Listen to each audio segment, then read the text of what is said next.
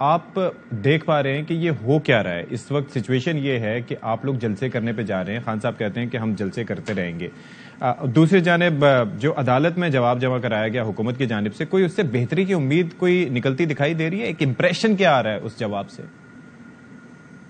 بسم اللہ الرحمن الرحیم. تھینک یو ستی صاحب. سب سے پہلے تو میں یہ کہوں گی کہ مجھے تو یہ سمجھ میں نہیں آ رہی ہے کہ ہمارے تو کول آف فیل میں تضاد ہے نہیں.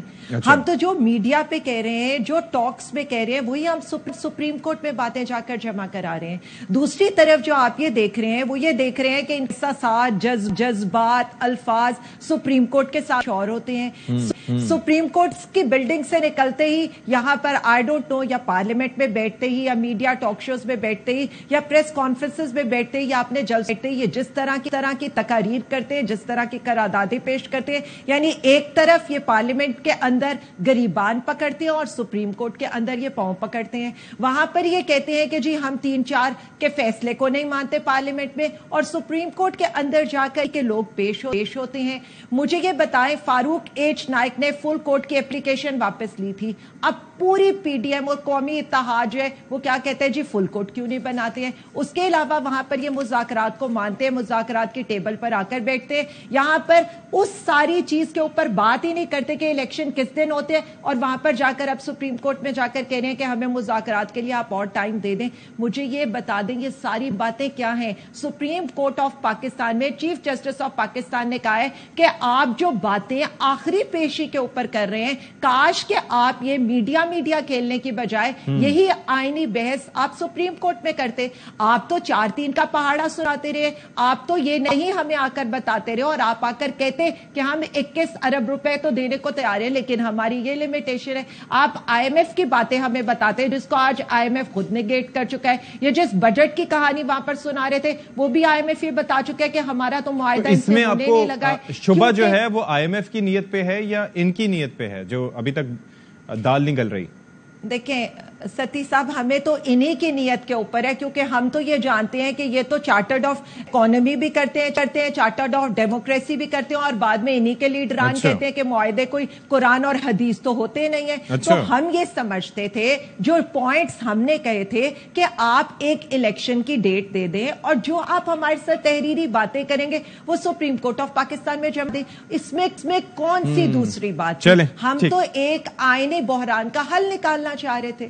ٹھیک ہے شیلا رضا صاحبہ، یہ جو گفتگو فرمائی عالیہ حمزہ نے، آپ اگری کرتی ہیں اس پوائنٹ سے کہ لوگوں کی ظاہر ہے کہ وہ نیت نہیں ہے معاملات حل کرنے کی، اور خاص طور پر حکومت میں آپ بھی شامل ہیں تو ظاہر ہے کہ آپ سے متعلق بھی یہی بات.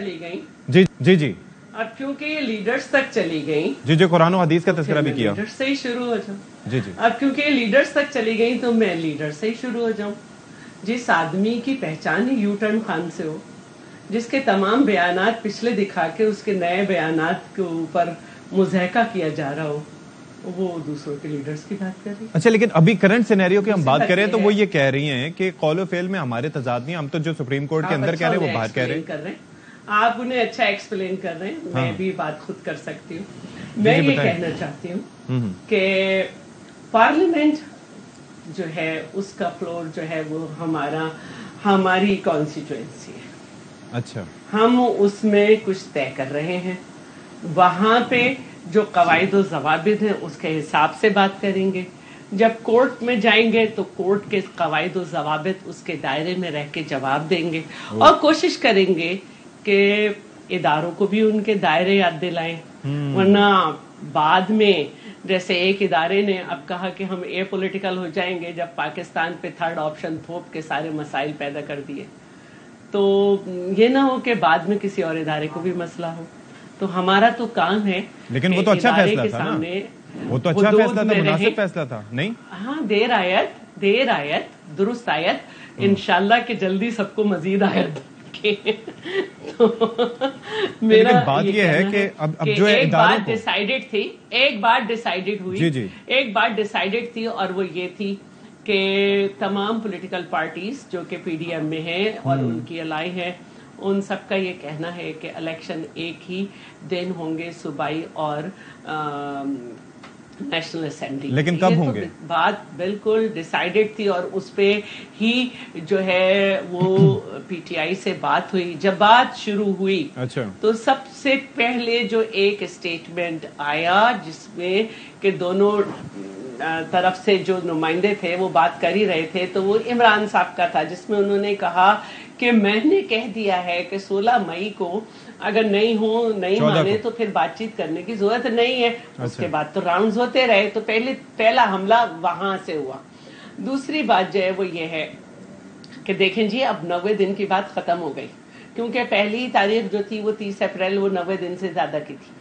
پھر اس کے بعد لیکن 14 مئی کی بات تو ابھی موجود ہے نا, 16 مئی ہے بیر منیمم کو اگر آپ کنسیڈر کریں تو 14 مئی موجود ہے. اور اب تو الیکشن کمیشن تک نے بھی یہ کہہ دیا کہ جی ہم نہیں کر سکتے. تو اب یہ بات ختم ہو جانی چاہیے, کیونکہ اس کو لے کے ملک میں جتنا بحران ہو سکتا ہے وہ ہوا, لیکن اس پہ عمل. لیکن میری ایک بات سنیں, آپ یہ فرما رہی ہیں کہ ہم نے بات کی, ہم نے اگری کیا کہ ایک وقت میں انتخابات ہونے چاہیے, تو یہی اس بات پہ اگری تو تحریک انصاف بھی کر رہی ہے. اسی بات پہ تحریک انصاف اگری کر رہی ہے. نہیں ہو سکا ڈیٹ پہ کنسنسس نہیں ہو سکا. آپ لوگ کیا چاہ رہے ہیں کہ کب تک ہو؟ کیونکہ دیکھیے بات یہ ہے کہ وزیر اعلیٰ جو ہے وہ اکیلا خود فیصلہ نہیں کر سکتا اور نہ وزیر اعظم, کیونکہ دونوں کا الیکٹورل کالج ان کی اسمبلیز ہیں. ایک وزیر اعلیٰ مجبور ہو سکتا ہے, 99% لوگ نہ چاہ رہے ہوں کہ اسمبلی ٹوٹر وہ توڑ دے, لیکن 112 جو ہے وہ صرف یہی نہیں کہتا کہ وزیر اعلیٰ توڑ دے, بلکہ وہ آپ کو پورا آئین ہر ایک کا الیکٹورل کالج سمجھا رہا ہے کہ ایک وزیر اعلیٰ کو تو پیپلز پارٹی نہیں مانے گی. ایک وزیر اعلیٰ کو کوئی بھی بات کرنے سے پہلے اپنے الیکٹورل کالج سے فیصلہ لینا ہوتا ہے, اور الیکٹورل کالج کا جو ہے اس نے یونینیمسلی الیکٹورل کالج نے بھی اور اپوزیشن نے یہ ریزولوشن پاس کی ہے کہ اسمبلی کی پرفارمنس بہت اچھی ہے اور اسے وقت سے پہلے ڈیزالو نہیں کیا جائے.